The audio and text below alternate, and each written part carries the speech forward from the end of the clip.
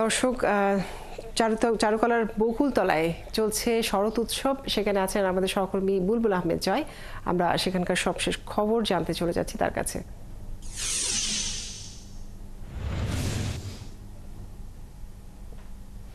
বুলবুল, জানাবেন যে এই মুহূর্তে কি আয়োজন চলছে, কারা কারা এসেছেন, কেমন চলছে আয়োজন? কাজুরি সকাল 7:25-এ সকাল 7:25-এ মূলত এখানে শরৎ আবাহনের মধ্যে শরৎ কথনের মধ্যে দিয়ে কিন্তু শরতের অনুষ্ঠান শুরু হয়েছে।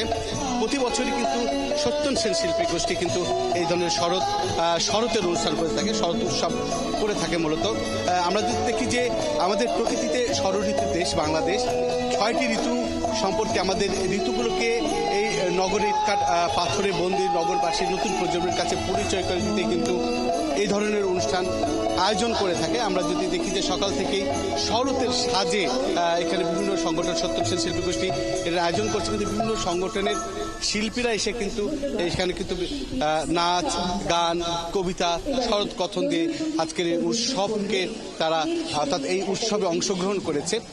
সবাই একটি কথা বলছে, শরতের শুভ্রতা এবং স্নিগ্ধতা, অর্থাৎ শরৎ মানে শুভ্রতা এবং স্নিগ্ধতার প্রতীক, এবং এই শুভ্র এবং স্নিগ্ধতার মধ্যে দিয়ে কিন্তু শান্তি যেন বয়ে নিয়ে আসে। যারা আয়োজন করেছে তারা কিন্তু এবারে শরৎ উৎসব বৈষম্য বিরোধী ছাত্র আন্দোলনে যারা নিহত হয়েছেন তাদেরকে উৎসর্গ করেই কিন্তু এবারের উৎসবটি তারা করছেন, শরৎ উৎসব করছেন। আমরা যদি বলি যে শরৎ এক একজনের কাছে এক এক রকম, অর্থাৎ শরৎ স্নিগ্ধতার প্রতীক, শুভ্রতার প্রতীক। এই শরৎকে এই শরৎ উৎসব অংশ নিতে কিন্তু নগরবাসী অর্থাৎ বিভিন্ন শ্রেণী পেশার মানুষ কিন্তু এখানে উপস্থিত রয়েছেন ঢাকা ইউনিভার্সিটির শিক্ষক।